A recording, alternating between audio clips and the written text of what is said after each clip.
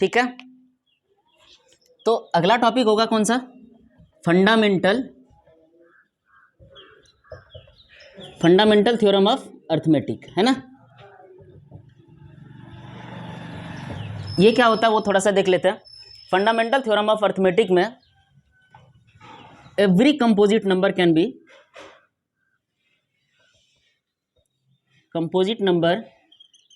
B expressed as product of primes,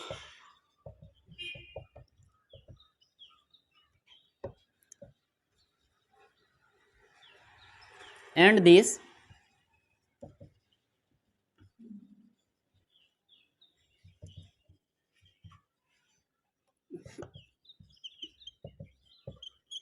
तो theorem में क्या है, every composite number can be expressed as a product of prime and this factorisation is unique. कहने का मतलब अगर कोई भी दो कंपोजिट नंबर, दो तीन कुछ भी ले लेंगे, तो every composite number can be expressed as, कोई भी एक नंबर ले लेते हैं कंपोजिट नंबर 25, तो इसका अगर प्राइम फैक्टराइजेशन करेंगे तो क्या हो जाएगा वैल्यू 5 × 5, है ना।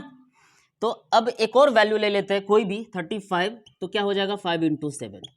अब यहाँ पे हम लोग पहले क्या पढ़ रहे हैं, every composite number can be expressed as product of prime, दो प्राइम नंबर का मल्टी, यहाँ पे जो प्रोडक्ट हो जाएगा 5 × 5 ये 25 का हो गया, एंड 35 का 5 × 7 हो गया। तो कहने का मतलब ये जो प्राइम या ये जो फैक्टराइजेशन आ रहा है ये यूनिक होगा। अगर 25 का 5 × 5 आ रहा है तो 35 का 5 × 7 आएगा, 5 × 5 नहीं हो सकता, ये यूनिक होगा। अगर 25 का जो वैल्यू आ रहा है वो 35 का वैल्यू नहीं होगा, ठीक है। तो अब यहां पे कोई भी नंबर ले रहे हैं 45, तो क्या हो जाएगा वैल्यू 3 × 5। अब यहाँ पे 50 ले रहे हैं, क्या हो जाएगा 2 × 5 × 5। 45 का जो वैल्यू आया वो कौन सा हो गया 3 × 3 × 5, जो ये प्राइम का जो प्रोडक्ट हुआ, और यहाँ पे दूसरा जो वैल्यू 50 है 2 × 5 × 5 हो गया, ये यूनिक है। कहने का मतलब ये 45 का वैल्यू और 50 का वैल्यू का इक्वल नहीं होगा। ये फंडामेंटल थ्योरम ऑफ अर्थमेटिक का था।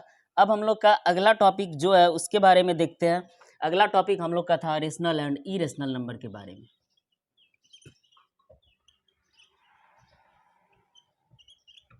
तो अब यहाँ पे देखेंगे रेशनल नंबर पढ़ने के लिए सबसे पहले हम लोग देख लेते हैं इंटीजर्स का फॉर्म। इंटीजर्स में इससे पहले वाला वीडियो में हम लोग पढ़ चुके थे। इंटीजर्स का जो फॉर्म होगा कौन कौन सा, एक निगेटिव इंटीजर्स होगा और दूसरा कौन सा होगा पॉजिटिव इंटीजर्स, और जिसमें जीरो इंक्लूड होगा, है ना। तो अब यहां पे देखेंगे इंपोर्टेंट टर्म्स में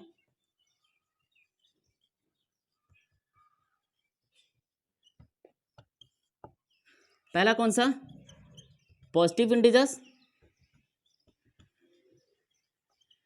दूसरा कौन सा निगेटिव इंटीजर्स, तीसरा कौन सा नॉन निगेटिव इंटीजर्स, दूसरा कौन सा, चौथा कौन सा नॉन पॉजिटिव इंटीजर्स। अब यहाँ पे देखेंगे पॉजिटिव इंटीजर्स का जो वैल्यू होगा वो कौन सा होगा, वो नेचुरल नंबर होता है। पहले से हम लोग जानते हैं 1 2 3 4 ये सभी कौन सा पॉजिटिव इंटीजर्स का फॉर्म हुआ। अब निगेटिव इंटीजर्स का फॉर्म होगा वो ये क्या होगा, निगेटिव वैल्यू होगा -1 -2 -3।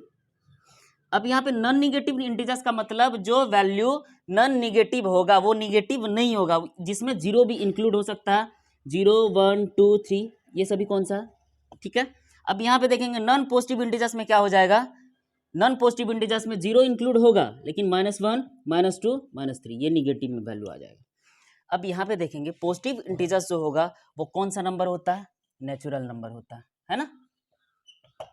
अब यहाँ पे नॉन निगेटिव इंटीजर्स जो वैल्यू आ जाएगा 0 1 2 3 ये सभी नंबर कौन सा होगा, ये सभी होल नंबर होता है ना। अब नेचुरल नंबर में ही हम लोग पढ़ चुके थे कौन सा प्राइम नंबर, कंपोजिट नंबर, फिर उसके बाद ऑड इवन सभी कंप्लीट कर चुके थे। तो अब हम लोग का टॉपिक जो रेशनल नंबर है, रेशनल नंबर में इंटीजर्स का फॉर्म क्यों पढ़े थे उसके बारे में अब देखते हैं। तो रेशनल नंबर का मतलब क्या होता है वो देखेंगे। रेशनल नंबर का मतलब होता है the number which can be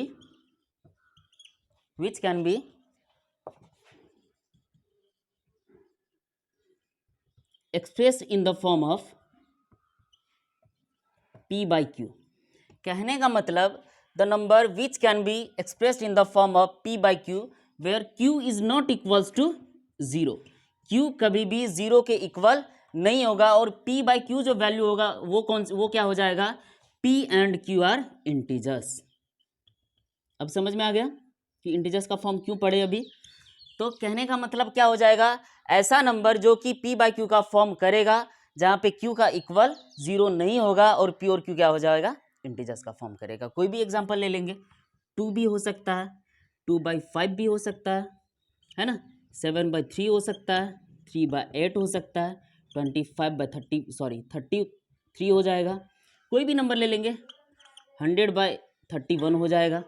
तो जो फ्रैक्शन का फॉर्म करेगा वो कौन सा हो जाएगा, रेशनल नंबर हो जाएगा। अब यहाँ पे अगर 2/0 कर दे रहे हैं तो ये तो इन्फिनाइट वैल्यू आ जाएगा ना, और इन्फिनाइट रेशनल नंबर का फॉर्म नहीं होता है। और डेसिमल एक्सपेंशन में ऑलरेडी पढ़ चुके थे हम लोग इसी का।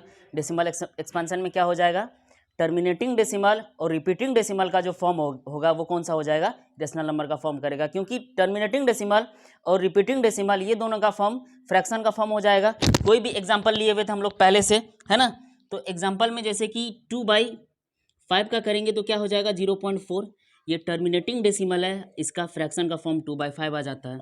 अगर 3/9 कर लेंगे तो ये 0.3333, जो कि रिपीटिंग डेसिमल है, 0.3 का रेकरिंग करेंगे, ये कौन सा डेसिमल है, रिपीटिंग डेसिमल है, और इसका फ्रैक्शन का फॉर्म 3/9 आ जाएगा। ये वैल्यू कौन सा हो जाएगा, रेशनल नंबर का फॉर्म करेगा, है ना। अब इरेशनल नंबर का फॉर्म क्या हो जाएगा, इरेशनल नंबर के बारे में हम लोग पढ़ते हैं। The number which can not be express in the form of p by q, जो कि फ्रैक्शन का फॉर्म नहीं करेगा वो कौन सा नंबर हो जाएगा, इरेशनल नंबर होगा। The number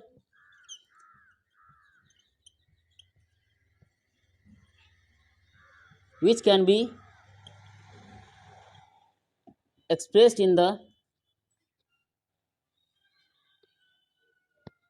which cannot be expressed in the form of p by q,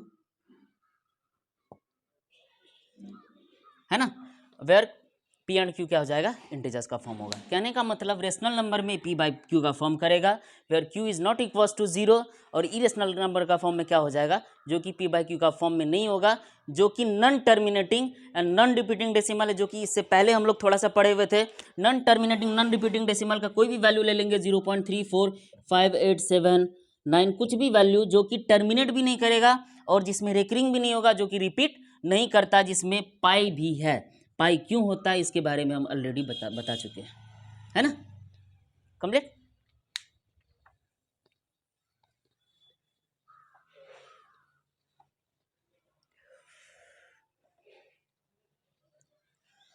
अब यहां पे ये दोनों का प्रॉपर्टीज देख लेते हैं।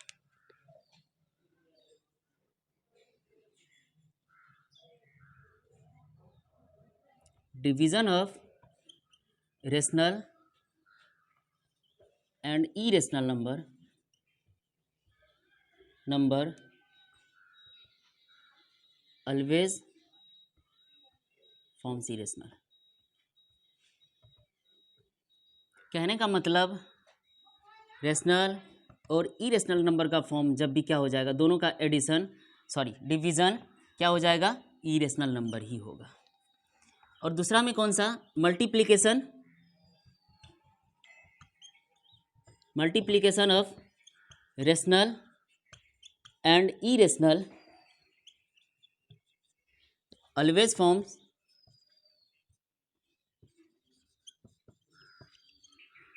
इरेशनल। तो मल्टीप्लिकेशन करेंगे, ये हमेशा इरेशनल का फॉर्म करेगा। तीसरा टॉपिक कौन सा, division of rational and irrational का जो फॉर्म होगा, ऑलवेज फॉर्म इरेशनल। एडिशन करेंगे रेशनल और इरेशनल का क्या हो जाएगा, इरेशनल ही वैल्यू आएगा। कोई भी नंबर लेके एग्जांपल में हम लोग देख लेंगे। फोर्थ कौन सा है, सब्ट्रैक्शन है ना, ऑफ रेशनल एंड इरेशनल का जो फॉर्म होगा,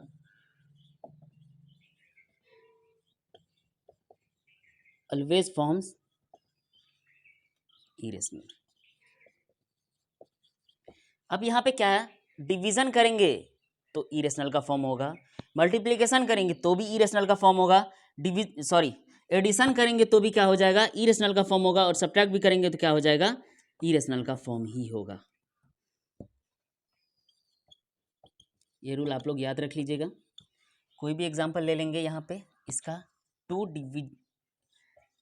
ये जो वैल्यू कुछ भी आएगा 2/√3, ये वैल्यू कौन सा, इरेशनल का ही फॉर्म होगा। यहाँ पे भी मल्टीप्लिकेशन करेंगे 2 × √3 क्या हो जाएगा 2√3, ये जो वैल्यू आएगा वो भी इरेशनल का फॉर्म होगा। सब यहाँ पे एडिशन करेंगे 2 + √3 जो वैल्यू कुछ भी आएगा वो इरेशनल का ही फॉर्म होगा। यहाँ पे 2 - √3 कर लेंगे तो 2 - √3 ये कौन सा वैल्यू आ जाएगा, इरेशनल का ही वैल्यू होगा, है ना, कंप्लीट।